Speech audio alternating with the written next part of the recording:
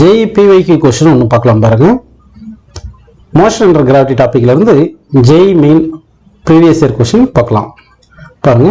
A tennis ball is released from a height h and after free falling on a wooden floor it rebounds and reaches height h by 2. The velocity versus height of the ball during its motion may be represented graphically அப்படின்னு கேட்டிருக்காங்க. இப்போ வந்து என்ன பண்ணியிருக்காங்கன்னா, ஒரு object வந்து ஒரு certain ஹைட்ல இருந்து டிராப் பண்றாங்க. இது வந்து வுடன் ஃப்ளோர் அப்படின்னு அஸ்யூம் பண்ணிக்கிங்க. இந்த டிராப் பண்ற பாயிண்ட் 1 அஸ்யூம் பண்ணிக்கலாம். இந்த வுடன் ஃப்ளோர் வந்து கிரவுண்ட் வந்து 0.2 அஸ்யூம் பண்ணிக்கலாம். இப்போ இனிஷியலா இங்க வந்து வெலாசிட்டி 0 இருக்கு, கரெக்டுங்களா? ஓகே, இப்போ டிராப் பண்ணும்போது இது வெலாசிட்டி வந்து இன்க்ரீஸ் ஆகிட்டே வந்துட்டு இருக்கும். ஓகேங்களா? சரி, இப்போ கொலிஷன் நடக்கிறதுக்கு ஜஸ்ட் முன்னாடி இது கொஞ்சம் ஃபைனல் வெலாசிட்டி இருக்கும். கொலிஷன் நடந்ததுக்கு அப்புறம் என்ன ஆகும்னா வந்து இது பர்ஃபெக்ட்லி எலாஸ்டிக் கொலிஷன் இல்லாம இருக்கலாம். அதனால ஒரு v dash வெலாசிட்டி வருது. அப்போ டிக்ரீசிங் வெலாசிட்டில போயிட்டு ஃபைனல் வெலாசிட்டி 0 வந்துருது. ஓகேங்களா? அப்போ இனிஷியல் எவ்வளவு ஹைட்ல இருந்து டிராப் பண்றது சொன்னாங்க, h ஹைட்ல இருந்து டிராப் பண்றது சொல்றாங்க. ஃபைனல் ஹைட் வந்து எவ்வளவு, h by 2 இருக்கு. இப்போ வெலாசிட்டிக்கும் டிஸ்பிளேஸ்மெண்ட்டுக்கும் கிராஃப் வரைஞ்சிருக்காங்க. அப்போ வெலாசிட்டிக்கும் டிஸ்பிளேஸ்மெண்ட் கிராஃப் வரைஞ்சா எந்த மாதிரி கிராஃப் வரலாம் பாத்தீங்கன்னா, இப்போ வெலாசிட்டிக்கும் டிஸ்பிளேஸ்மெண்ட்டுக்கு ஈக்குவேஷன் அது v square minus u square equal to 2as. a வந்து இங்க g ன்னு எடுத்துக்கலாம், g h ன்னு எடுத்துக்கலாம். அப்ப u வந்து 0 எடுத்துட்டீங்கன்னா v square is equal to 2gh ன்னு இருக்கு.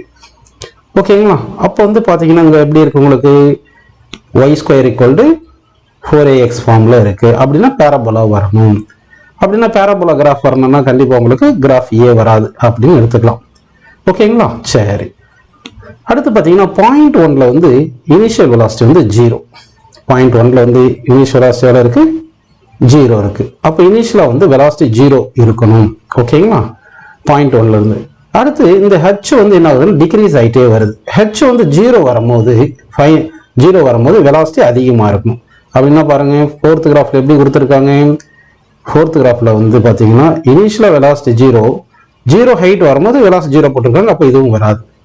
அதே மாதிரி செகண்ட் கிராஃப் பாருங்க. செகண்ட் கிராஃப் பாத்தீங்கன்னா வந்து எப்படி இருக்கு, பி கிராஃப் வந்து இனிஷியல் வெலாசிட்டி இருக்கு, சாரி இனிஷியல் வெலாசிட்டி இங்க வந்து 0 இருக்கு, ஃபைனல் வெலாசிட்டி இருக்கு. ஆனா வந்து பாத்தீங்கன்னா வந்து உங்களுக்கு இது பேராபோலா மாதிரி வரல, இதுதான் வந்து பேராபோலா மாதிரி வந்திருக்கு. ஓகேங்களா? சரி, இப்போ வந்து அப்படின்னா எந்த ஆன்சர் வரணும், ஆப்ஷன் சி தான் வரணும்.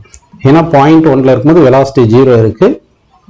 அடுத்து வெலாசிட்டி வந்து என்ன இருக்கு, டிக்ரீஸ் ஆகிட்டே வந்துட்டு, சாரி இன்க்ரீஸ் ஆகிட்டே வந்துட்டு டவுனோட இன்க்ரீஸ் ஆகுது. டவுனோட இன்க்ரீஸ் ஆகுதுனால வெலாசிட்டி நெகட்டிவ். அப்போ நெகட்டிவ்ல இன்க்ரீஸ் ஆகிட்டே வந்து ஃபைனலா h0 வரும்போது சர்டன் வெலாசிட்டி இருக்கு. அடுத்து வந்து கொலிஷன் ஆனதுக்கு அப்புறம் பவுன்ஸ் பேக் ஆகும்போது எலாஸ்டிக் கொலிஷன் கிடையாதுன்றதுனால வந்து வெலாசிட்டி கொஞ்சம் குறைஞ்சிருக்கும். அப்போ இந்த மேக்னெட்டிக் வெலாசிட்டி எவ்வளோ இருக்கோ அதோட கொஞ்சம் கம்மியான வெலாசிட்டி இருக்கும். ஆனால் டைரக்ஷன் ரிவர்ஸ் ஆயிருது, அப்போ போது. அப்போ வெலாசிட்டி வந்து பாசிட்டிவ் வர்றதுனால பாசிட்டிவ் டைரக்ஷன்ல இருக்கு வெலாசிட்டி. இப்போ மேலே போக போக என்ன ஆகும், வெலாசிட்டி டிக்ரீஸ் ஆகிட்டே இருக்கும். h by 2 ஹைட்ல என்ன ஆகுது உங்களுக்கு, வெலாசிட்டி 0 வந்துருது. அப்போ h by 2 ஹைட்ல வெலாசிட்டி 0 வருது. அப்படின்னா ஆப்ஷன் சி கரெக்ட்னு எடுத்துக்கலாம். ஸோ ஃபர்ஸ்ட் நம்ம என்ன பண்ணோம், v square minus u square equal to gh parabola graph அப்படின்னு எடுத்து ஸ்ட்ரைட் லைனை எலிமினேட் பண்ணிட்டோம். அதுக்கப்புறம் இனிஷியல் வெலாசிட்டி 0ன்னு வச்சுட்டு h டிக்ரீஸ் ஆகிட்டு வந்து h 0 வரும்போது வெலாசிட்டி அதிகமாக இருக்கணும் அப்படின்னு அஸ்யூம் பண்ணிட்டு ஆப்ஷன் சி கரெக்ட்னு எடுத்துக்கிட்டோம்ப்பா.